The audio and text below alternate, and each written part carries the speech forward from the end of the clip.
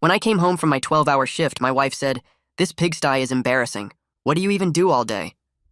She was standing in the living room, wearing fresh highlights that cost $300 and nails that cost another $100, and holding shopping bags from her 4th trip to the mall this week, while pointing at a single cup I'd left on the coffee table before my 5 o'clock shift. "Rebecca, I just worked 12 hours at the warehouse. You've been home all day." She laughed and sat down on the couch she'd bought last month for $4,000 that we couldn't afford. "I've been busy too. The salon took 4 hours. These highlights don't just happen. Then I had lunch with Brittany and we went shopping. I'm exhausted." She kicked off designer shoes that cost more than I made in a week. "You went shopping again? The credit cards are maxed." She rolled her eyes. "I needed new workout clothes. How am I supposed to stay attractive for you if I don't have proper athleisure?" She hadn't worked out once since buying the $800 Peloton that was now a clothing rack. "Rebecca, the dishes are piled up. The laundry hasn't been done in 2 weeks. The bathroom is growing things." She stood up angry. "So clean it. You live here too. Why is housework always my job?" She hadn't had a job in 3 years. "Because I work 60 hours a week to pay for your shopping and you're home all day doing nothing." She gasped like I'd slapped her. "Nothing? I maintain myself. Do you know how much work it is to look this good? The skincare routine alone takes 2 hours." She spent 2 hours putting on creams that cost more than our groceries. "Then after skincare, I have to plan my outfit, check social media, book appointments, maintain friendships. I don't have time for housework." She said this while unemployed, living off my salary. "Your friends are all unemployed wives who spend their days shopping." She got defensive. "We're not unemployed. We're homemakers focusing on self-care and wellness." None of them made homes. They made credit card debt. "What home are you making? The house is filthy. We've eaten takeout for 6 months because you won't cook." She pulled out her phone. "Cooking is outdated. Modern women order in. It supports local restaurants." Supporting restaurants we couldn't afford while she bought ingredients that rotted in our fridge because she didn't know how to cook. "I found moldy food from 2 months ago in the vegetable drawer." She shrugged. "So throw it out. Why is that my problem?" Everything was her problem because she created it, but refused to solve it. "Rebecca, I leave at 5 a.m. and get home at 7 p.m. When exactly should I clean?" She had an answer ready. "Weekends. Other husbands managed to keep houses clean while working. Other husbands had wives who contributed something. Those husbands have partners who help. You spend weekends at the spa." She got angry. "Self-care isn't selfish. My therapist says I need to prioritize myself." Her therapist, whom she paid $200 an hour, validated her laziness. "Your therapist also says you have anxiety about working, but you seem fine shopping." She started crying. "You don't understand the pressure I'm under. Having to look perfect all the time. Keeping up with social expectations. It's exhausting. The only expectation was that she contribute anything to our marriage. I'm asking you to wash a dish, maybe vacuum once a month." She threw herself on the couch dramatically. "This is emotional abuse, expecting me to be your maid while I'm dealing with my mental health." Her mental health prevented housework, never shopping. What about my mental health? Working myself to death while you complain about the house you won't clean? She stopped crying immediately. "That's different. Men don't have the same emotional complexity. You just go to work and turn your brain off." I lifted boxes all day, calculating how many I needed to lift to pay for her latest purchases. "I'm done, Rebecca. Clean the house or get out." She laughed. "Get out? This is my house too. Community property.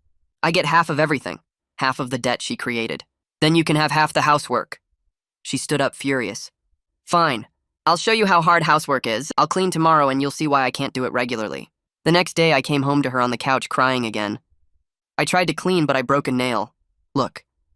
She showed me a slightly chipped $150 manicure. "That's your excuse? A chipped nail?" She nodded seriously. "It's traumatic. Plus the cleaning chemicals might damage my skin. I have sensitive skin." Her skin survived chemical peels and acid treatments at spas. "Then wear gloves."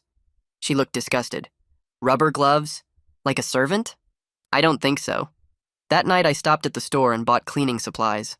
The next morning, instead of going to work, I called in sick for the first time in 5 years. Rebecca left at 9 for her hair appointment that would take all day. I cleaned everything.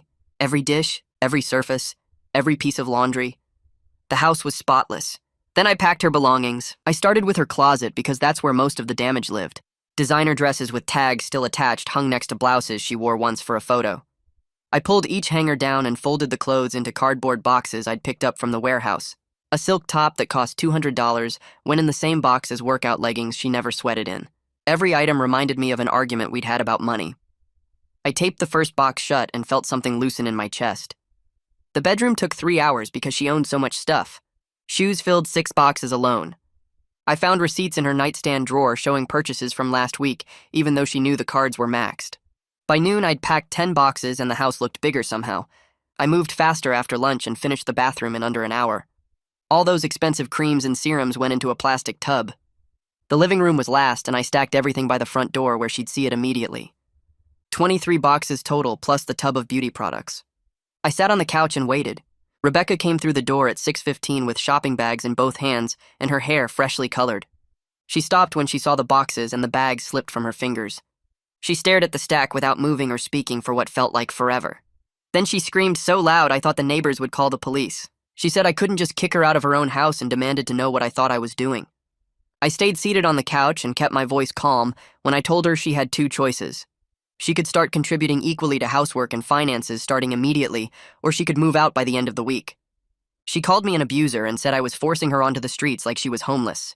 She pulled out her phone and said she was going to tell everyone what kind of monster I really was. I didn't argue or defend myself, because there was nothing left to say that we hadn't already said 100 times. Rebecca ran to the bedroom and slammed the door hard enough to rattle the pictures on the wall. I heard her voice through the door talking fast and angry to someone on the phone. Within 40 minutes, a car pulled up outside, and her friend Chelsea came to the door without knocking. She glared at me like I'd committed a crime and went straight to the bedroom. Their voices carried through the house while I made myself dinner for the first time in 6 months. I scrambled eggs and made toast and ate at the kitchen table in silence. They talked for hours about what a terrible husband I was and how I'd blindsided Rebecca without warning. I washed my plate and went to watch television while they kept talking. Around 11, Chelsea came out and told me I should be ashamed of myself.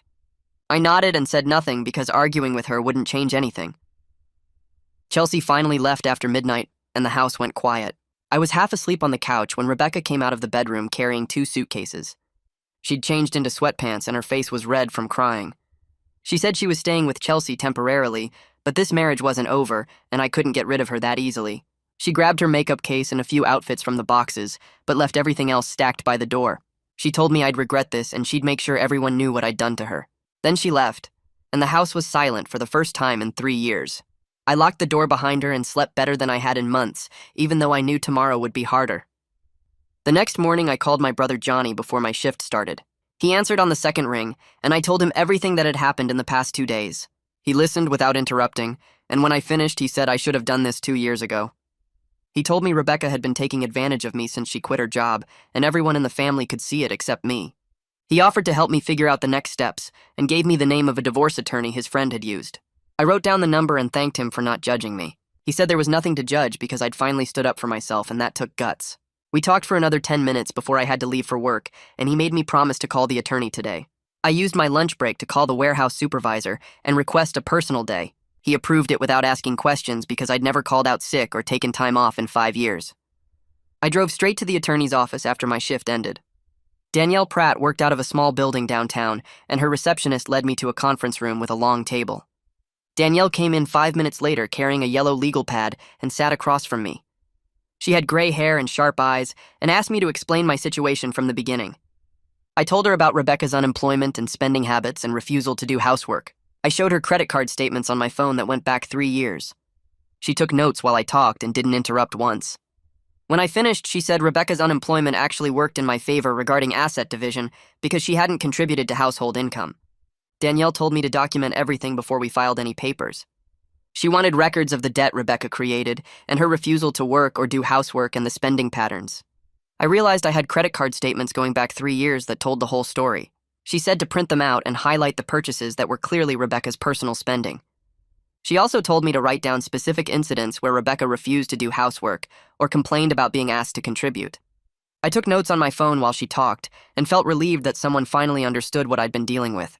We scheduled another meeting for next week, and she said not to communicate with Rebecca except through text so everything was documented. I left her office feeling like I'd made the right decision for the first time in years. That evening, I spread credit card statements across the kitchen table and started going through them line by line. Every statement showed purchases from stores Rebecca loved and restaurants she wanted to try to salons she visited weekly. I highlighted charges in yellow and added them up month by month. The first year of her unemployment, she spent $18,000. The second year was $26,000. The third year was 36,000 and still counting. I felt sick seeing the numbers written down because it was real money I'd earned lifting boxes in a warehouse. $80,000 in 3 years while she contributed nothing to household income and complained that I didn't appreciate her. I printed everything and put it in a folder for Danielle and tried not to think about all the things we could have done with that money if Rebecca had just gotten a job. My phone buzzed around 9 and Rebecca's name appeared on the screen. The text said, I needed to apologize and let her come home immediately. I didn't respond because Danielle told me to keep communication minimal. Rebecca sent another text 5 minutes later, asking if I was ignoring her. Then another saying she couldn't believe I was being so cruel.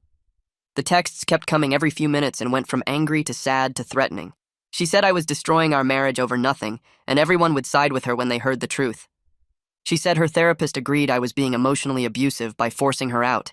She said she'd take me for everything in the divorce and I'd regret ever crossing her. By the time I went to bed, she'd sent 15 messages, and I hadn't responded to any of them. I turned my phone on silent and fell asleep, knowing tomorrow would bring more of the same, but at least I'd finally taken the first step toward getting my life back. The next morning at the warehouse, I went through the motions of scanning boxes and loading pallets, but my mind kept replaying the previous day. Carlos walked past my station twice before he stopped and crossed his arms. He watched me miss a scan and have to redo it. You good? I nodded and kept working. He didn't move. You sure? Because you've worked here 4 years and I've never seen you miss a scan. I set down the scanner and looked at him, going through some stuff at home. He nodded slowly and gestured toward his office. Take 5. I followed him into the small room that smelled like coffee and cardboard. He sat on the edge of his desk and waited. I'm separating from my wife. The words came out easier than I expected. He didn't look surprised. Yeah? How long you been married? 6 years. She hasn't worked in 3 and won't do anything around the house. I finally told her to leave. Carlos rubbed his jaw. I went through something similar about 5 years back. My ex spent money like water and acted like I was the problem for noticing. I felt something loosen in my chest, knowing someone else understood. It's been building for years, but I finally hit my limit. He pulled a business card from his desk drawer and handed it to me. This is a credit counselor.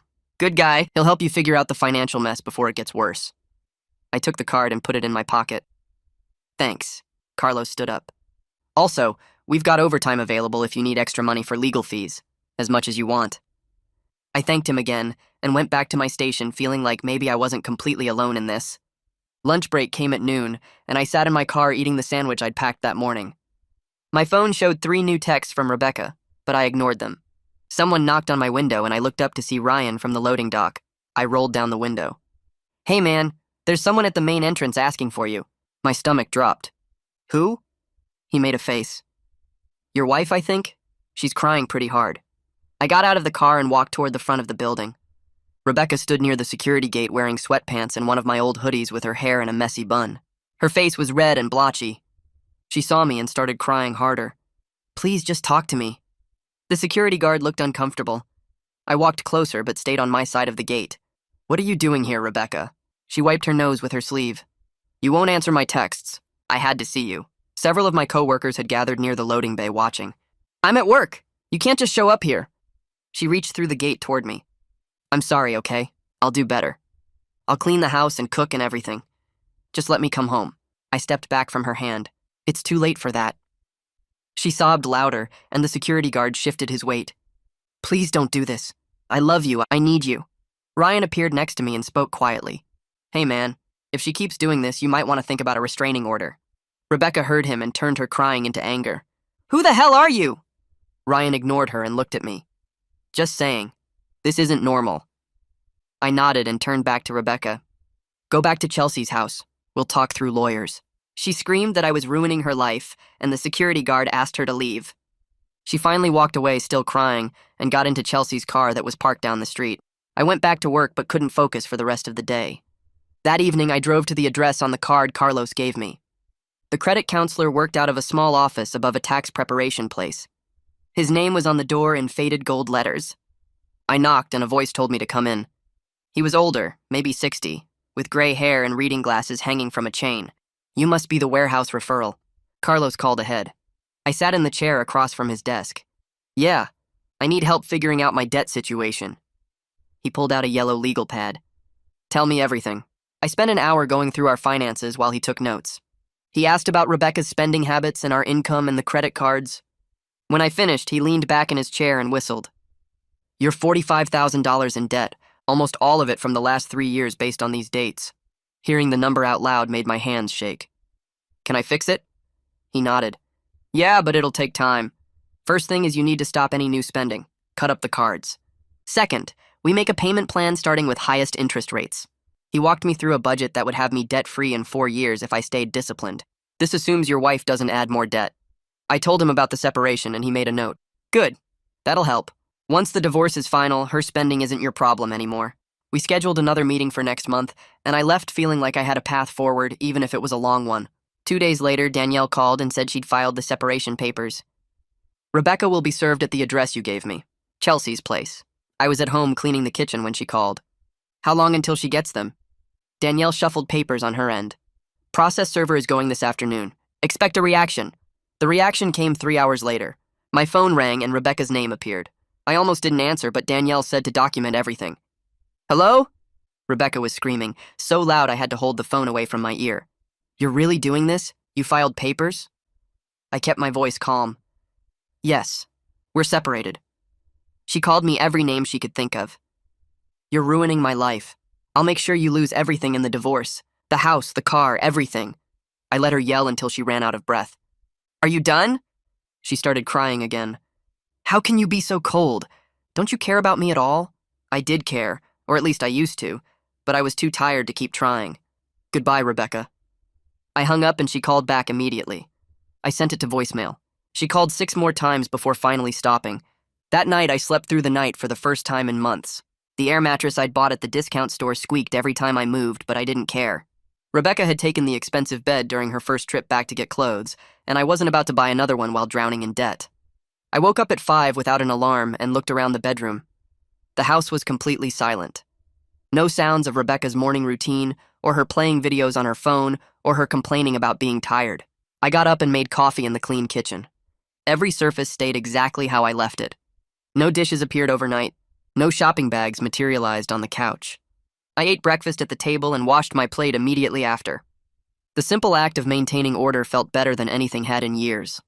I left for work and came home that evening to find everything still clean. This was what normal felt like. 3 days into the separation, my phone rang from a number I didn't recognize. I answered, and a woman's voice asked if I was Rebecca's husband. Who's calling? She identified herself as Rebecca's therapist. My jaw tightened. You shouldn't be calling me directly. She used her therapy voice, all calm and understanding. I'm concerned about Rebecca. She's experiencing severe anxiety due to the separation. She needs support right now, not abandonment. I walked to the kitchen and poured water. She needs to take responsibility for her actions. The therapist sighed. Anxiety is a real condition. Rebecca struggles with change and pressure. Forcing her out of her home has triggered a crisis. I gripped the glass harder. She didn't struggle with anxiety when she was shopping 4 times a week. The therapist's voice got firmer. That's not fair. Retail therapy is a coping mechanism. I laughed without humor. A coping mechanism that put us $45,000 in debt. She started to respond, but I cut her off. Contact my attorney if you have concerns. Her name is Danielle Pratt. I hung up before she could say anything else. When I told Danielle about the call later, she said it was inappropriate and possibly unethical. Therapists aren't supposed to contact spouses without consent. She's overstepping. I felt validated knowing even the therapist was out of line. Johnny came over on Saturday morning with his truck. Ready to finish this? We spent 4 hours boxing up everything Rebecca had left behind. Her clothes that didn't fit in her first trip. Her collection of unused workout equipment. The decorative pillows she'd bought that cost more than groceries. The fancy kitchen gadgets still in their packaging. Every box represented money wasted and arguments avoided. Johnny loaded them into his truck bed while I sealed them with tape. You doing okay? I looked at the pile of boxes. Better than I've been in years, actually. He nodded. Good. You should have done this a long time ago, but better late than never. We drove to a storage facility on the edge of town. I rented the smallest unit they had, and we stacked Rebecca's boxes inside. The monthly fee was $60, but having her stuff completely out of my space was worth every penny. Johnny helped me change the locks on the house when we got back, just in case she tries to come back when you're at work. We finished as the sun was setting. He left, and I walked through my house looking at all the empty spaces where Rebecca's things used to be. It felt bigger somehow. Cleaner. Mine. Monday morning, I got a text from Chelsea. Rebecca wants to know if you'll pay for her therapy and beauty appointment since the separation is your fault and it's causing her emotional problems.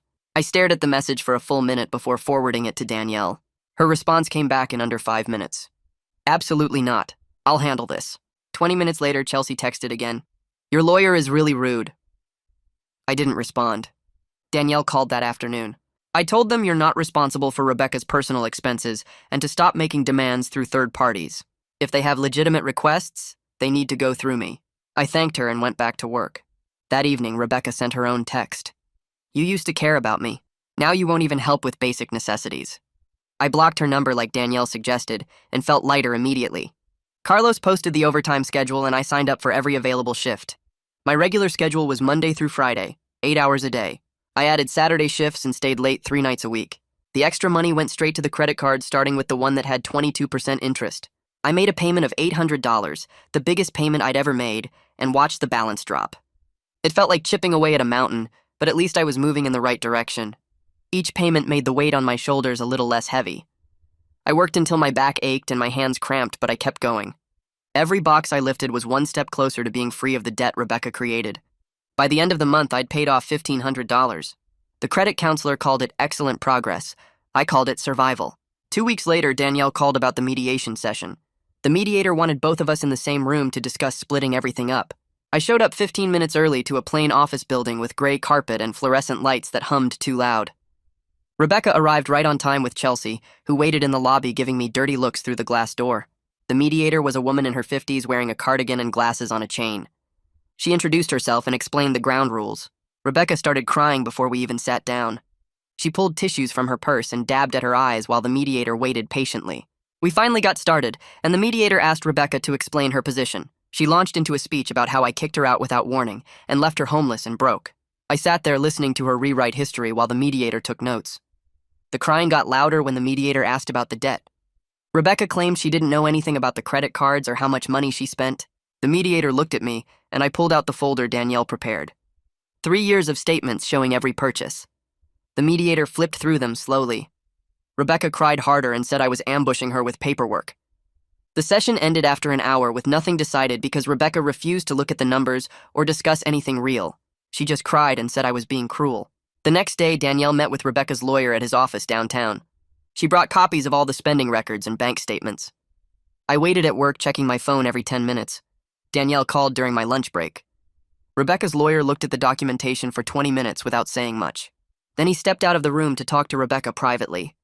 When he came back, he suggested to Danielle that Rebecca should probably accept a fair split instead of fighting. The spending pattern made Rebecca look bad, and a judge wouldn't be sympathetic. Danielle said Rebecca's lawyer seemed tired, like he knew his client was difficult and the case was weak. I felt something loosen in my chest. Maybe this would end without a huge court battle that cost money I didn't have.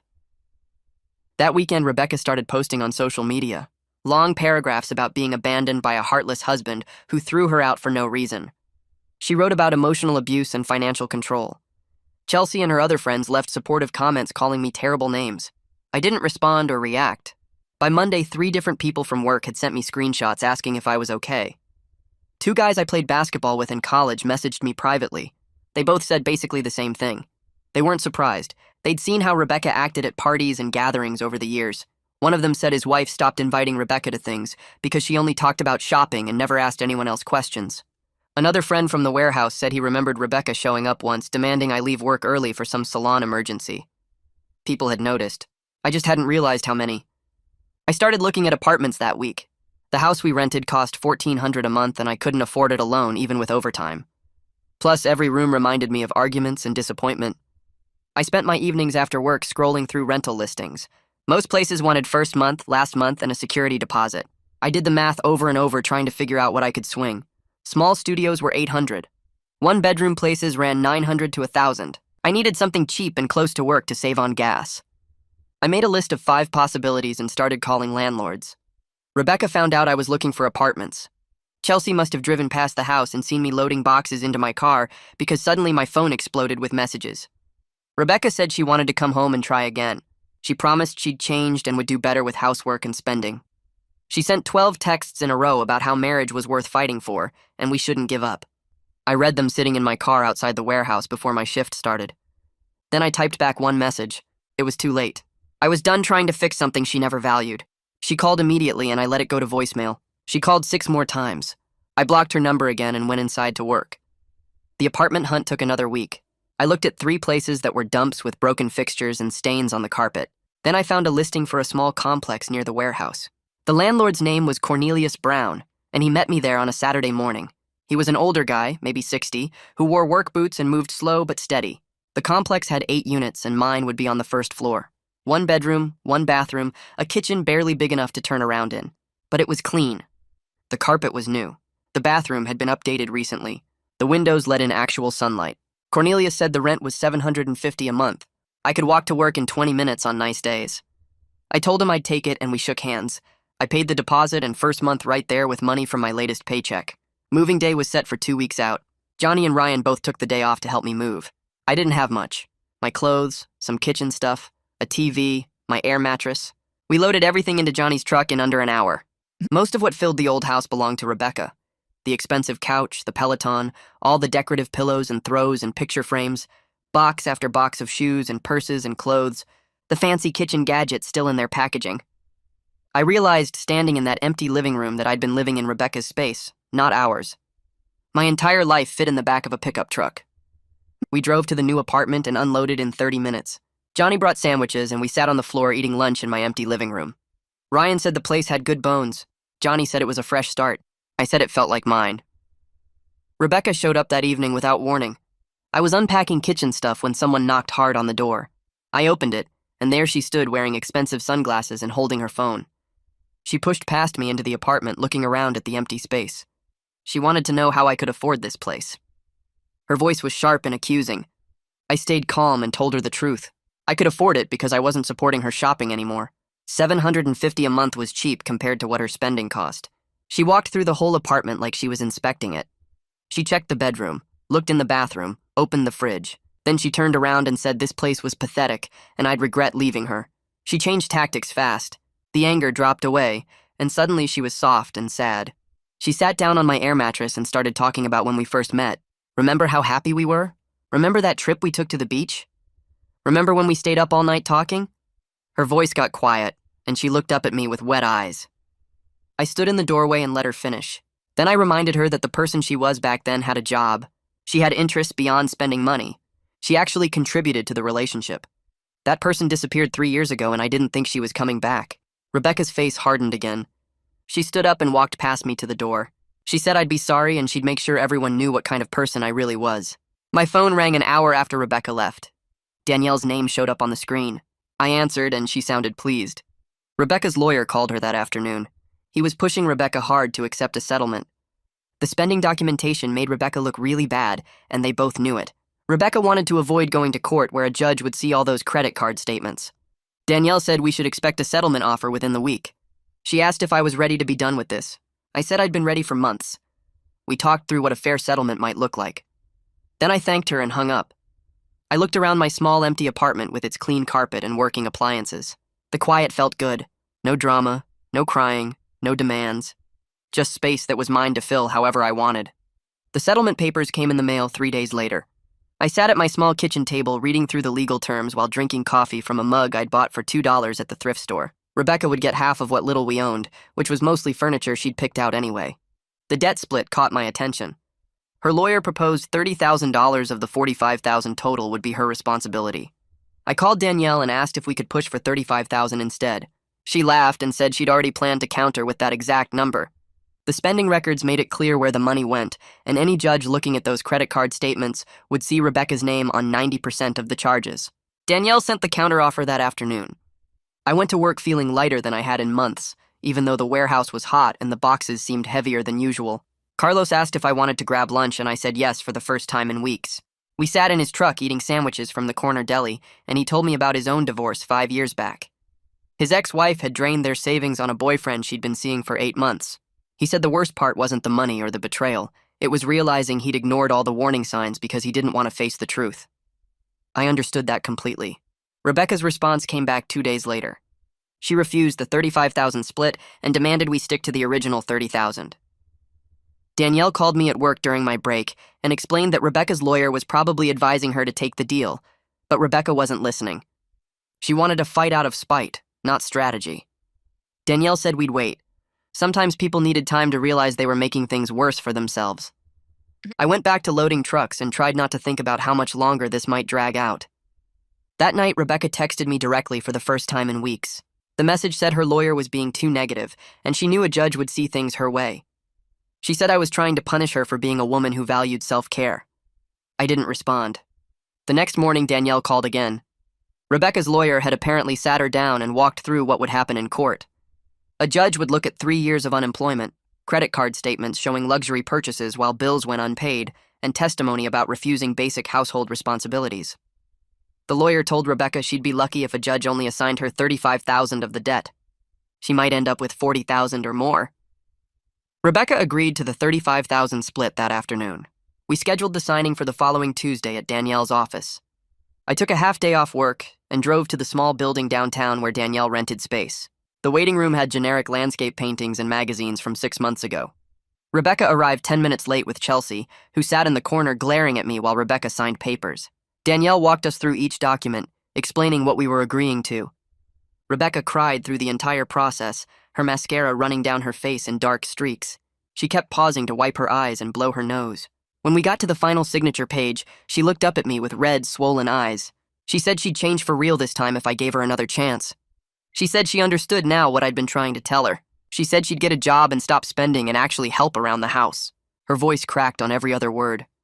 I looked at her sitting there in a shirt that probably cost more than my weekly groceries and felt nothing but tired. I told her honestly that I didn't believe she'd change, and even if she did, I'd realized something important over the past few weeks. I was happier without her. The apartment was quiet and clean. My paycheck went toward paying off debt instead of funding shopping trips.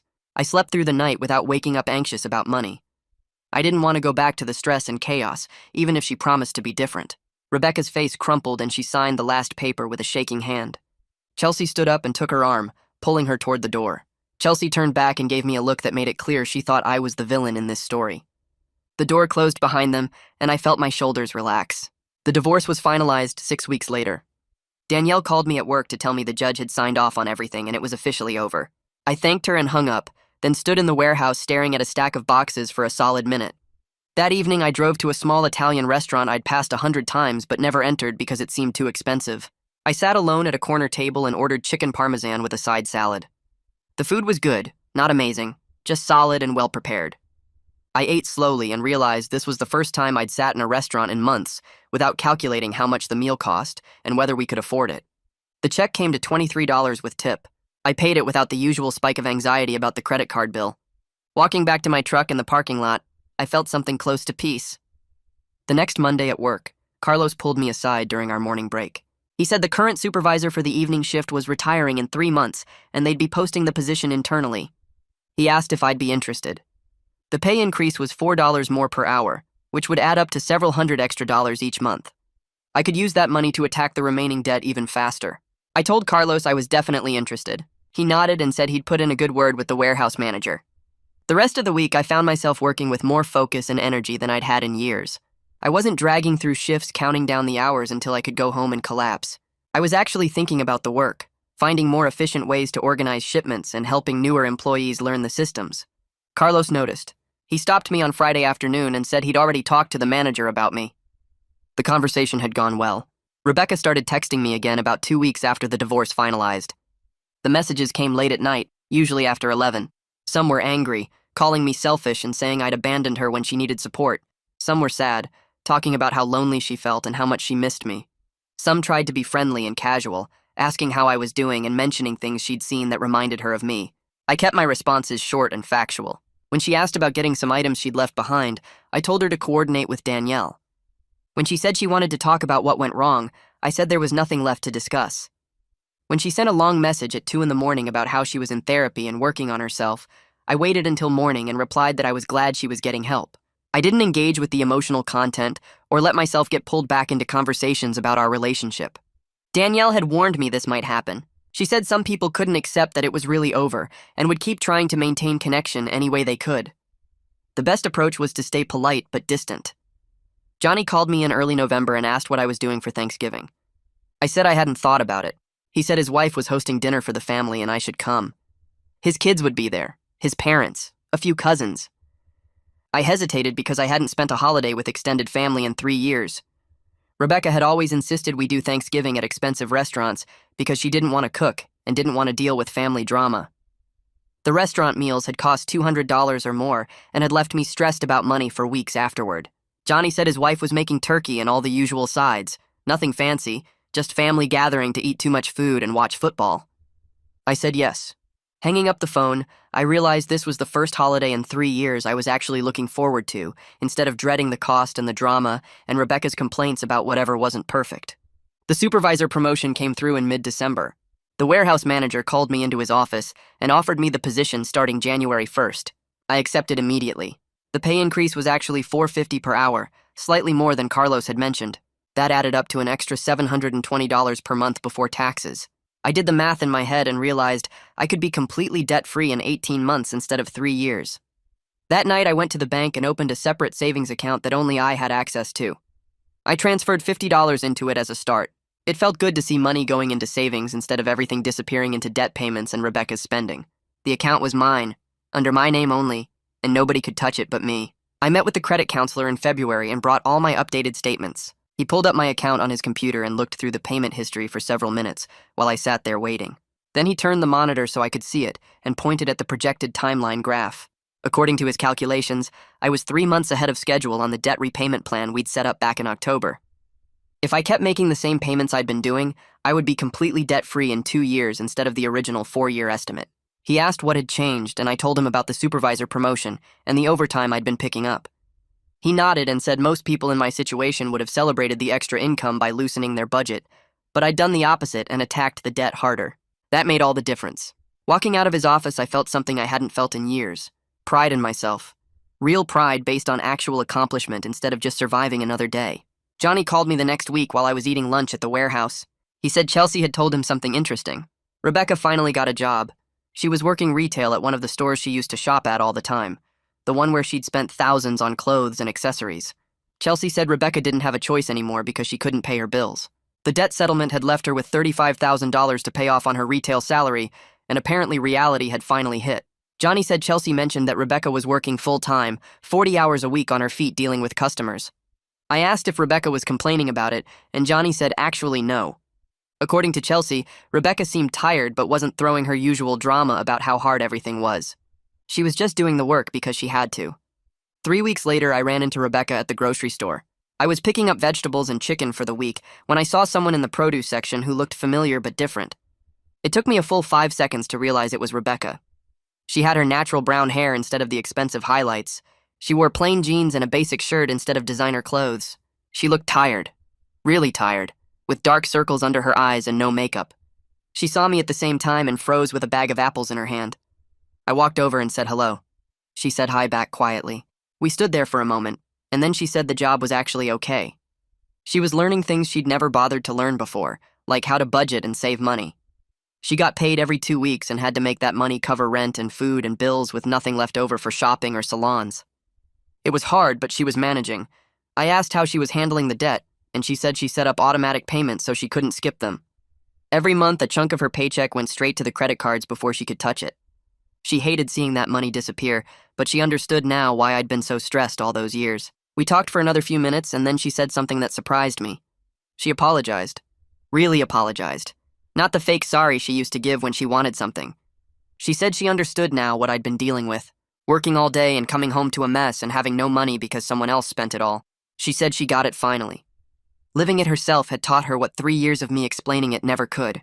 I told her I accepted her apology, and I was glad she was learning to take care of herself. Then I made it clear we weren't getting back together. She nodded and said she knew that. She wasn't asking to come back. She just wanted me to know she was sorry and she was trying to be better. We said goodbye and went our separate ways in the store. Walking to the checkout, I felt lighter somehow. The apology didn't fix anything, but it closed something that had been open. I started dating casually in March. Nothing serious. Just coffee or dinner with women I met through work friends or online. The first date I went on was with someone named Lisa, who worked in logistics at a different company. We met for coffee and talked for 2 hours. She told me about her job and her hobbies and her goals for the next few years. She had her own apartment and her own car and her own money. She paid for her own coffee without expecting me to cover it. The conversation flowed naturally because we both had things to talk about beyond shopping and beauty treatments. She asked about my work and actually listened to the answers instead of changing the subject back to herself. I went on dates with a few other women over the next couple months and realized something. I enjoyed talking to women who had their own interests and careers. It was refreshing. It was eye-opening. I'd forgotten what it felt like to have a conversation with someone who contributed equally instead of just taking. My apartment felt like home by April. I'd lived there for 5 months and it had transformed from an empty space into my space. The furniture was basic but comfortable. The kitchen had supplies I actually used to cook real meals. The bathroom stayed clean because I cleaned it regularly. Everything in the apartment was paid for with money I earned and managed myself. No debt attached to any of it. The couch cost $200 from a discount furniture store instead of $4,000 on credit. The TV was a modest size I bought on sale instead of the biggest one available. The dishes were simple white plates from the dollar store instead of expensive designer sets. Walking in the door after work felt good instead of stressful. This was mine. Small and simple, but mine. Rebecca sent me a message in late April on what would have been our wedding anniversary. I saw the notification and almost didn't open it, but curiosity got the better of me. The message was long. She thanked me for forcing her to face reality, even though she'd hated me for it at the time. She said getting kicked out and having to support herself had been the worst thing that ever happened to her, but also the best thing. She was in actual therapy now, not the kind where the therapist just validated everything she said. This therapist challenged her and made her look at her behavior honestly. She was learning about herself and why she'd acted the way she did. She said she had a long way to go, but she was trying.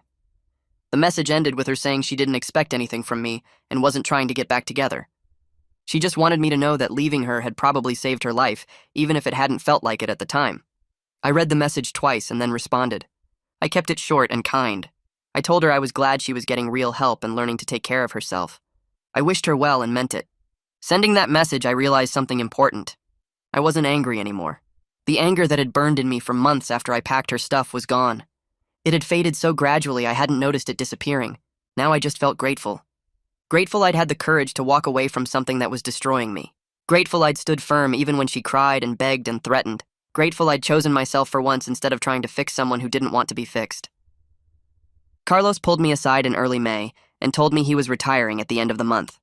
He'd been with the company for 32 years, and it was time to spend his days doing something other than managing warehouse operations. He said he'd already talked to the regional manager and recommended me for his position. The warehouse manager job came with another significant raise, better benefits, and a company vehicle for site visits. I would be managing the entire facility instead of just supervising one shift. Carlos said I'd earned it through hard work and dedication, and he trusted me to do the job right. 2 weeks later, I got called into a meeting with the regional manager who offered me the position officially. I accepted immediately. The pay increase was another $3 per hour plus quarterly bonuses based on facility performance. The benefits included better health insurance and a retirement matching program I could actually contribute to now. A year after Rebecca and I separated, I made the final payment on the credit card debt. The last card had a balance of $800, and I paid it off in full on a Friday afternoon in June. I logged into the account and watched the balance change to zero. Then I logged into the other cards and saw all zeros. Completely debt-free except for my car payment, which had 2 years left. I sat at my kitchen table and looked at those zero balances for a long time. $45,000 in debt, gone. Paid off through overtime shifts and careful budgeting and saying no to things I didn't need. I called Johnny and told him I wanted to take him and his family out to dinner that weekend. My treat, at a nice restaurant I could actually afford. He said I didn't have to do that, but I insisted. He'd helped me through the worst time of my life, and I wanted to say thank you properly. Saturday night, I took Johnny, his wife, and their 2 kids to a steakhouse and paid for everything without stress or worry. The bill was $160, and I handed over my card knowing I had the money in my account to cover it. No debt, no panic, just a nice dinner with family who'd supported me when I needed it most. The company sent me to a regional logistics conference in Chicago 3 months after my promotion. I'd never been to something like this before, mostly just warehouse managers and coordinators from across the Midwest, talking about efficiency improvements and inventory systems. The hotel had one of those big conference rooms with round tables and terrible coffee. I sat down at a table near the back during the lunch break, and a woman about my age sat down across from me. She had dark hair pulled back in a practical ponytail and wore a simple blazer with no jewelry except a watch. She smiled and introduced herself as Amelie Doyle, logistics coordinator for a distribution company 2 states over. We started talking about the morning sessions and somehow ended up discussing everything else. She was funny and smart and had opinions about supply chain management that actually made sense. When lunch ended, we exchanged numbers, and she texted me that evening asking if I wanted to grab dinner since we were both stuck at the hotel anyway. We met at the restaurant downstairs and talked for 3 hours. She told me about her job and her apartment and how she was saving up to buy a condo. I told her about the divorce, and she didn't look at me with pity or judgment, just understanding. She said her ex-husband had been similar, always taking and never contributing, spending her money while she worked 2 jobs to keep them afloat. She'd finally left him 2 years ago and rebuilt her life from scratch. The conference ended, but we kept texting, then calling, then video chatting most evenings after work. A month later, I drove 4 hours to visit her for the weekend. We went to dinner at a place she liked and walked around her neighborhood, and it felt easy, natural, like talking to someone who actually understood what partnership meant. She came to visit me the next weekend and met Johnny and his family. Johnny pulled me aside later and said he liked her, that she seemed solid and real. 3 months after the conference, we made it official. Emily and I were dating seriously, and neither of us saw the point in playing games or pretending we didn't care. One night at her place, I told her the full story about Rebecca. The shopping addiction, the refusal to work or clean, the $80,000 in debt, all of it. Emily listened without interrupting, and when I finished, she reached across the table and squeezed my hand. She said her ex had been the same way, just in different forms. He'd quit job after job, claiming they didn't appreciate him while she paid all the bills. He'd promised to help around their apartment, but spent his days playing video games. She understood completely what it felt like to carry someone who refused to stand on their own. That conversation changed something between us. We both knew what we didn't want and what we did want. We wanted equal partnership, shared responsibility, someone who showed up. Johnny called me one afternoon 6 months into my relationship with Emily. He said Chelsea had told him something interesting. Rebecca was engaged. She'd met someone at the retail store where she worked, another employee who'd been there for years. They'd been dating for 4 months and he'd proposed last week. Chelsea said Rebecca seemed different now, actually happy in a genuine way instead of the manic shopping happiness. She and her fiancé were splitting bills 50-50. She did her own laundry and cooked meals and kept their apartment clean. Chelsea said Rebecca talked about her job like it mattered to her, about saving money for their wedding instead of blowing it on salon treatments. She'd apparently become the person she'd refused to be during our marriage. I sat with that information for a while. My first reaction surprised me because I wasn't angry or bitter. I was genuinely happy for her.